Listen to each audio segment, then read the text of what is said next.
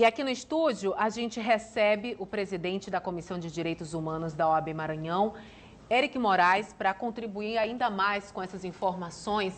Eric, a gente está falando de uma situação muito preocupante. Então, essa realidade coloca em xeque a capacidade da polícia transmitir sensação de segurança e também defesa da população aqui no estado. Boa tarde. Boa tarde, Vanessa. Boa tarde, Davi. A polícia brasileira ela é racista e a do Maranhão não é diferente.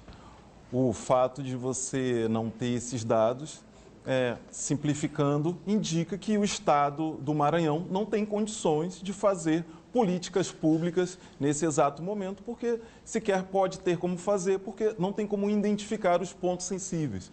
Eu preciso pontuar o telespectador da Mirante que a gente está no Brasil, um país que viveu 400 anos de escravização e que a gente teve um ministro chamado Rui Barbosa, que fez questão de, logo após os negros serem libertos, apagar todos esses dados. Ele era chamado de a Águia de Aia. Era justamente por isso, porque ele enxergava muito à frente e ele saberia que a população negra ia ter advogados, ia ter resistência e a gente um dia ia pedir os nossos direitos, ia lutar por reparação. E todos esses dados foram apagados, todos os navios negreiros que aportaram aqui, tudo isso a gente tinha como identificar.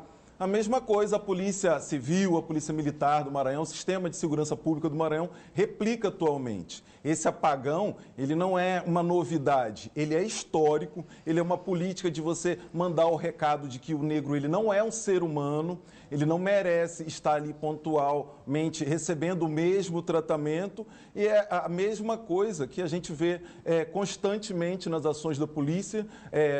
Não conhecemos nenhum trabalho antirracista, seja interno ou seja externo, do Sistema de Segurança Pública do Maranhão, assim como a gente percebe frequentemente quando a gente sabe que rotineiramente tem blitz na entrada da cidade operária constantemente e a gente nunca viu uma blitz na entrada da península.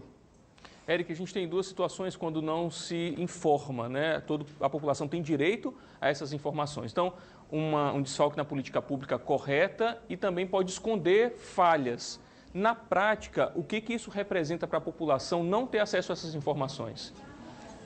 Na prática, Davi, isso significa o que ocorre no cotidiano, onde a gente recebe essas denúncias constantemente através da Comissão de Direitos Humanos na OAB.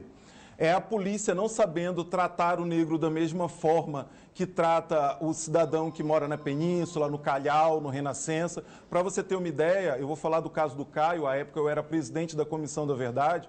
O Caio estava na frente de um bar de reggae.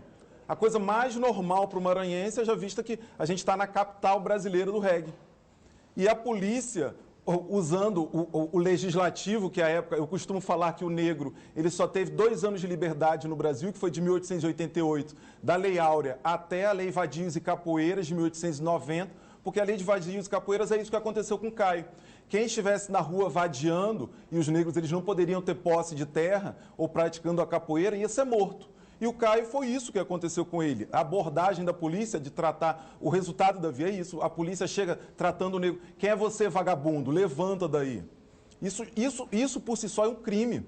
É uma ilicitude. O cidadão, o que ele fez para ele ser tratado desse jeito? O que estava acontecendo ali? Todas as pessoas daquele local, um local como o Quilombo da Liberdade, a minha avó era da época que lá era Matadouro o nome, todo mundo vendo, toda a população, e o policial dá um tiro de fuzil na cabeça. À época eu fui ao Socorrão, porque eu não acreditei que um policial tinha dado um tiro de fuzil na cabeça. Eu precisava ver aquela cena. E quando eu cheguei lá no Socorrão, eu não acreditei, porque não tinha nada, né? Já tinha feito os pontos aqui na cabeça do Caio. Mas aí o médico pediu para mim que virasse, não tinha metade aqui do cérebro do Caio, tinha ido embora. Simplesmente porque ele não atendeu um chamado de levanta vagabundo. Ou não quis atender aquela violência que estava sendo imposta pelo Estado policial. Então, vai haver resistência, com radicalidade, mas a nossa radicalidade é de informar que o Estado está sendo ilegal, o Estado está cometendo ilegalidades. O Estado, ele precisa imediatamente de investimentos, de orçamento. Não, a gente não pode ter, como a Lei Rouanet, para 5 estados, 1 milhão por estado, gente. O que o Estado vai fazer? Um Maranhão com 217 municípios vai fazer com 1 milhão. O Estado precisa mostrar pujança. O Estado precisa parar com essa coisa de que o negro não tem valor, de que o negro não é ser humano e que a gente vai aceitar qualquer coisa. Nós somos hoje em dia médicos, advogados, engenheiros, jornalistas, estamos presentes em todos os setores da sociedade e a gente vai cada vez mais ser radical, não no sentido de infringir a lei como o Estado brasileiro faz, mas ser radical, de exigir o nosso direito e mostrar que nós somos seres humanos como qualquer outro cidadão brasileiro.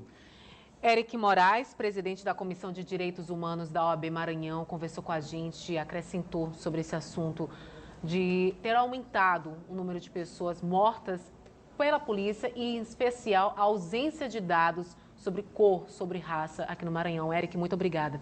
Muito obrigado. Agradeço a Mirante pelo espaço, principalmente no Novembro Negro, poder falar sobre isso é essencial. Muito obrigado. Obrigado, Eric.